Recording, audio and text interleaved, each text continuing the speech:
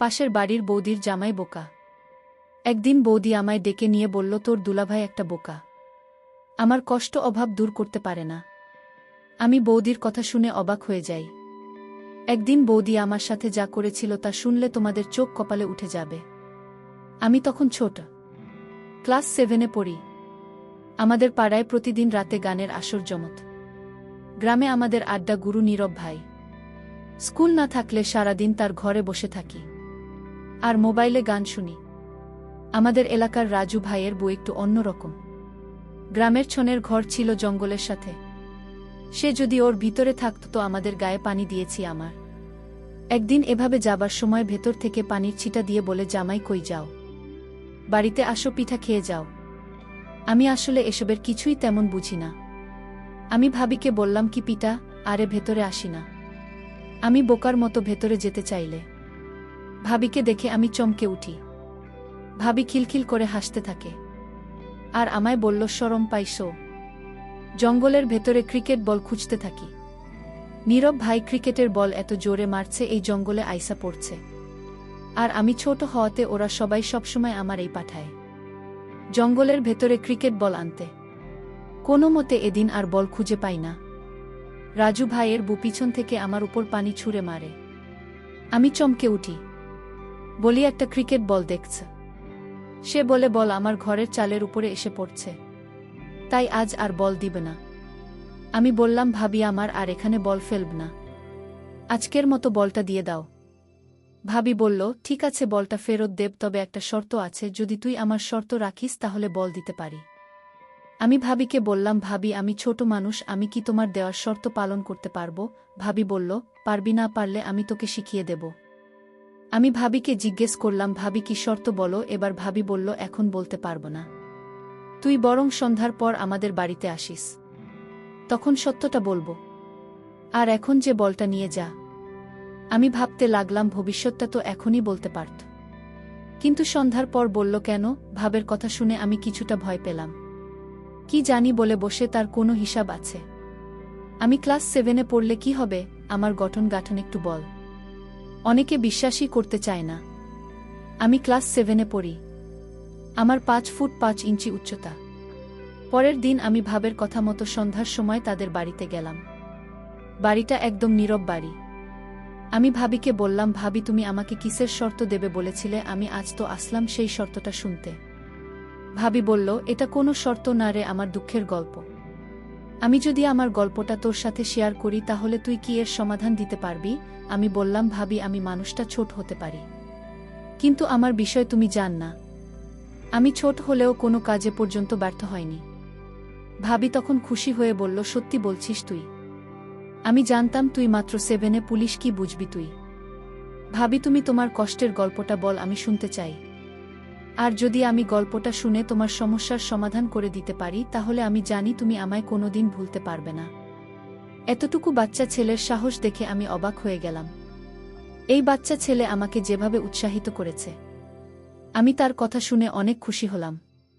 আর মনে মনে ভাবলাম, আমি ওকে দিয়ে এসব দূর করব, ওকে দিয়ে আমার সমস্যার সমাধান করিয়ে নিব। আমি ভাবিকে বললাম, ভাবি, তুমি কি ভাবছো এমন করে?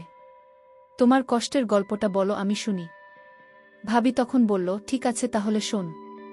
তোর দুলাভাই একটা বোকা, আমার কোনো কথা সে রাখে না, সে আমার সাথে পারে না। প্রতিদিন রাতে ঘরে এসে ভাত খেয়ে মরার মতো ঘুমিয়ে পড়ে। আমার কোনো আবদার তো দুলাভাই রাখে না এবং পূরণ করতে পারে না। সে সবসময় আমার কাছ থেকে দূরে থাকে।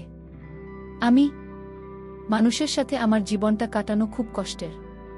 উত্তর দুলাভাই সবসময় প্রতিদিন বলে, আমার শরীরটা আজ ভালো না। আচ্ছা তুই বলতো, এভাবে কি আর সংসার চলে? এই সংসারে আমি চলে যেতে চাই, কিন্তু আমার মা বাবা তো অসহায়, আমি তাদের কষ্ট দিতে চাই না। আমার বাবা যখন আমায় ফোন করে জিজ্ঞেস করে, কেমন আছিস মা, আমি তখন বুক ভরা কষ্ট নিয়ে বলি, ভালো আছি বাবা, কিন্তু আমার তো মনের ভিতর শান্তি নাই। আমি তো একটু সুখের ছোঁয়া পাই না এই সংসার থেকে। আর তাই আমার মা বাবাকে মিথ্যা সান্ত্বনা দিই যে আমি ভালো আছি। আচ্ছা তুই বলতো, একটা সংসারে মেয়েরা কি চায়? এই সংসারে আমি বেঁচে থেকেও যেন মরে আছি। উত্তর দুলাভাই রে, কত করে বললাম কবিরাজ দেখাও, সে আমার কোনো কথাই কানে না। সে তার নিজের ইচ্ছা মতো চলাফেরা করে। আমার ভালো মন্দ কোনো খোঁজ খবর রাখে না। ভাবের কথা আমি খুব মনোযোগ সহকারে শুনছিলাম। ভাবির কথাগুলো শুনে আমি বুঝতে পারলাম ভাবি কিসের অভাব বোধ করছে। ভাবি আমাকে আরও বলল, তোর দুলাভাই সারাদিন বোকার মতো ঘোরাফেরা করে। অনেকদিন যাবৎ আমি ভালো খাবার খেতে পারছি না। ভাবে এই কথাটা শুনে আমার খুব কষ্ট হল। ভাবি দেখতে অনেক সুন্দরী। এরকম বোকা একটা জামাইবাবুর কপালে জুটল। যাই হোক, আমি ভাবি সমস্ত কথা শুনে বুঝতে পারলাম এভাবেই সংসার সুখে নেই, বরং সুখের অভিনয় করে যাচ্ছে তার মা বাবাকে খুশি করার জন্য। আমি ভাবিকে বললাম, ভাবি তুমি কোনো চিন্তা করো না, আমি তোমার সকল সমস্যার সমাধান করে ফেলব। তুমি আমার প্রতি আস্থা রাখো। ভাবি আমার কথা শুনে বলল, তুই ছোট মানুষ, তুই কি বুঝলি আমার কষ্ট? তাও তোকে বললাম, কারণ আমি এমন কপাল নিয়ে জন্ম নিলাম, আমার কষ্টের কথা কাউকে বলতে পারেনি। আজ তোকে বললাম। আমি বললাম, ভাবি তুমি যখন আমার কাছে তোমার কষ্টের কথা বলেছ, আমি পারি আর না পারি চেষ্টা করে দেখতে পারি। এভাবেই খুশি হয়ে বলল, তোর আর কিছু করা লাগবে না। উত্তর মুখের কথা শুনে আমার মনটা শান্ত হয়ে গেল। আমিও ভাবের কথা শুনে আমি ভাবিকে বললাম, ভাবি তুমি কোনো চিন্তা করো না, আমি তোমার সুখের ব্যবস্থা করছি। তুমি শুধু আমার কথা রেখো, যখন যা বলব তখন তোমার তাই করতে হবে। আমি ভাবিকে বললাম, ভাবি তুমি একটু অপেক্ষা করো, আমি আমার বাড়ি থেকে আসছি। আমি তাড়াতাড়ি বাড়িতে এসে আমার বাবার পকেট থেকে কিছু টাকা নিয়ে বাজারে গেলাম। আমি মনে মনে চিন্তা করলাম, ভাবি কি আজ আমি দেখিয়ে ছাড়ব আমাকে বলে আমি বাচ্চা মানুষ। হায় ভাবি, তুমি আমার সম্পর্কে জান না, তুমি আজই বুঝতে পারবে আমি বাচ্চা নাকি কিশোর। আমি বাবার পকেট থেকে টাকা নিয়ে বাজারে গেলাম। বাজারে গিয়ে 1 কেজি গরুর মাংস কিনলাম। আলু, পেঁয়াজ, রসুন, ভাবের জন্য সাবান, ফেস ওয়াশ, মুখের ক্রিম, হাতের ছুরি ইত্যাদি কিনে ভাবির বাসায় নিয়ে গেলাম। ভাবি আমার হাতে বাজার দেখে অবাক হয়ে গেলাম। আমি ভাবিকে বললাম, ভাবি চিন্তা করো না, তুমি এখানে বসো, দেখো তোমার জন্য কত কি এনেছি। আমি ভাবি যখন সকল সামগ্রী দেখালাম, ভাবি তখন বলল, তুই বাচ্চা মানুষ, এত টাকা কোথায় পেলি? আমি বললাম, ভাবি আমি এই টাকা জমিয়ে রেখেছিলাম, আমার কাছে আরও অনেক টাকা আছে ভাবি। ভাবি তখন বলল, এসব আমি নিতে পারবো না, তোর দুলাভাই জানলে আমি কি জবাব দিব, একবার ভেবে দেখেছিস? ভাবি বললাম, তুমি বলবে বাবার একটা গরু ছিল, সেটা বিক্রি করে কিছু টাকা মাকে খরচ করার জন্য দিল। তোর মাথায় তো দারুণ বুদ্ধি, কিন্তু আমার জন্য তুই এত কিছু করবে কেন? আমি তোর কি হই? আর এভাবে একটা গান আছে না, মানুষ মানুষের জন্য। আমিও মানুষ, তুমিও মানুষ, শুধু এইটুকু জেনে রাখো। আর তাছাড়া আমার তো আর বড় ভাই নেই, আমার কোনোভাবে নেই। যদি আজ আমার একটা ভাবি থাকতো আর সেই ভাবেই যদি তোমার মতো কষ্টে থাকতো, তাহলে আমি কি তাকে ফেলে দিতাম? আমি তাকে হেল্পও করতাম না। ভাবি তখন বলল, আসলে সত্যি তো অনেক মেধা আছে, তুই ছোট হলে কি হবে, তোকে আল্লাহ অনেক জ্ঞান বুদ্ধি দিয়েছে, তুই ভবিষ্যতে অনেক বড় হবি। আমি ভাবিকে বললাম, ভাবি এবার কথা বাদ দিয়ে রান্না করো, আজ তুমি গরুর মাংস দিয়ে ভাত খাবে, আমিও তোমার সাথে খাব, অনেক ভাল লাগবে। বলতে ভুলে গিয়েছিলাম যাকে আমি বাচ্চা বলে ডাকি, তার নাম সজীব, তার মা বাবা। ভাল লাগবে বলতে ভুলে গিয়েছিলাম যাকে আমি বাচ্চা বলে ডাকি, তার নাম সজীব, তার মা বাবা আছে, তাদের একটা মাত্র সন্তান, সে হচ্ছে সজীব। আর একমাত্র সন্তান বলে সজীবকে তার বাবা মা অনেক স্নেহ করে, যখন যা চায় তাই দেয়। আমি সজীবকে বললাম, সজীব তুমি বস, আমি রান্না করি। সজীব তখন বলল, ভাবি আমি তোমার সাথে রান্নায় হেল্প করি।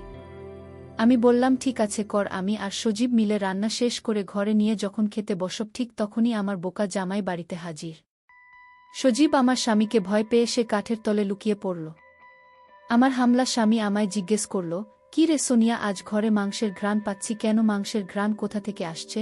আমি তখন আমার বোকা স্বামীকে বললাম, আমার বাবা এসেছিল, আজ দুপুরে আমার জন্য অনেক কিছু নিয়ে আসছে, তুমি তো আমার ভরণ পোষণ করতে পারো না, আর তাই বাবা আমার জন্য হাতের ছুরি, মুখের ক্রিম, ফেস ওয়াশ, ব্যাগ ভর্তি বাজার নিয়ে আসছিল। আমার স্বামী একথা শুনে বলল, আমার সুর আবার এত দর্দ হয়েছে আমাদের প্রতি, হঠাৎ এই দশা কেন? যাই হোক, অনেক দিন পর ঘরে মাংস রান্না হলো, দাও পেট ভরে ভাত খাই। আমি মনে মনে বললাম, শুধু খেতে যান, ঠিক মতো দিতে জানো না। এদিকে সজীব কাঠের নিচে শুয়ে ঘুমিয়ে পড়ল। আমি আমার স্বামীর জন্য ভাত আর মাংস নিয়ে তার কাছে গেলাম, তাকে খেতে দিলাম। সে শুধু মন ভরে ভাত খাচ্ছে। আর একটা বার জিজ্ঞেস করল না, তুমি খাবে না আমার সাথে, তুমিও খাও না। সে তো এই কথাটা বলতে পারত, কিন্তু তার মাথায় এতখানি বুদ্ধিও নেই। শুধু নিজের ভুলটা বুঝে আমার কষ্টটা একবারও জানতে চায়নি। যাই হোক, সে খেয়ে বিছানায় শুয়ে নাক ডেকে ঘুমাচ্ছিল। আমি তখন কাঠের নিচে সজীবকে বললাম, সজীব সজীব, তো দুলাভাই ঘুমিয়ে গেছে। দেখি সজীব ঘুমিয়ে পড়েছে। আমি তাকে হুঁশ করার জন্য একটু পানি ছিটিয়ে দিলাম। তখন সে লাফ দিয়ে উঠে পড়ে। আমি তাড়াতাড়ি কাঠের তল থেকে বের হয়ে বাইরে চলে আসলাম। আর ভাবিকে বললাম, ভাবি আমি আজ চলে যাই, বাবা মা আমার জন্য চিন্তা করছে, কাল আসব।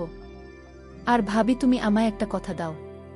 কি কথা? তুমি রাতে পেট ভরে মাংস দিয়ে ভাত খেয়েও আমার কথা না রাখলে আমি আর কোনোদিন তোমার বাড়িতে আসব না।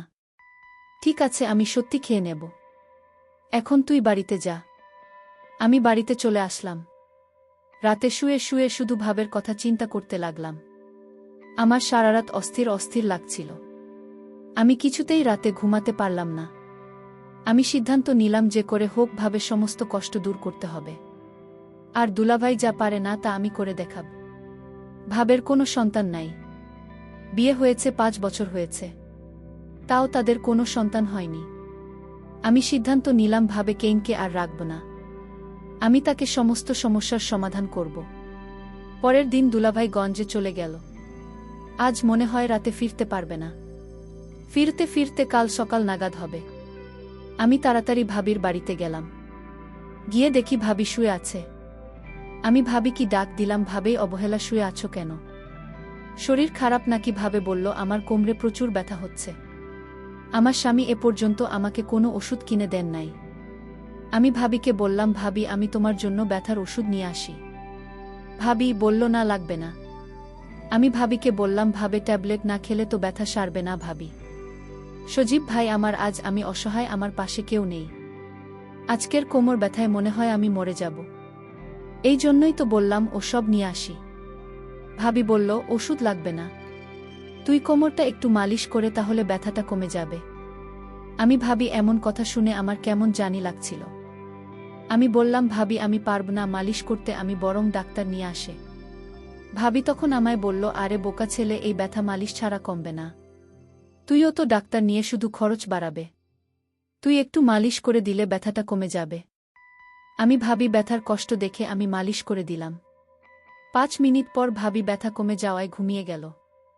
আর আমার মনের আশা করে নিলাম। আর ভাবিও এটাই চেয়েছিল। আমি ছোট হলেও তা বুঝতে পারি। আমি যেদিন বল আনতে গিয়েছিলাম সেদিনই বুঝতে। এতদিন ঢাকায় ছিলাম। ভাবি আমাকে দেখে বলল, সজীব তুই কেমন আছিস? ভালো। ভাবি তুমি কেমন আছো? ভাবি, আমি ভাবি মুখে হাসি দেখতে পেলাম। আমি কোনোদিন ভাবিনি, এমন ভাবে হাসতে দেখিনি। ভাবি আমাকে ঘর থেকে একটা মিষ্টি নিয়ে এসে বলল, মিষ্টি খা।